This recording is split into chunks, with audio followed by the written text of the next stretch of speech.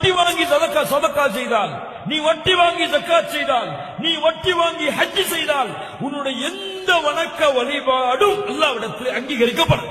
ஈமானின் மீது செய்யப்படக்கூடிய எந்த செயல்பாடும் அல்லாஹ்விடத்திலே ஏற்றுக்கொள்ளவே படாது.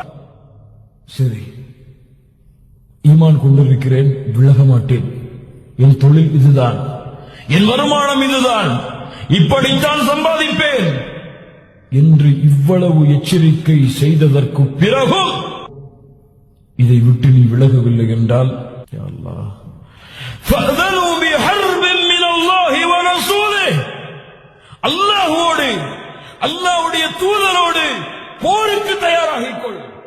யா ரப்பி சல்லிம், அற்ப மனிதனை தயாராகு. அல்லாஹ் உனக்கு தடுத்த பிறகும் செய்கிறாயா? இவ்வளவு அறிவுரை செய்ததற்கு பிறகு வட்டி தேவையா?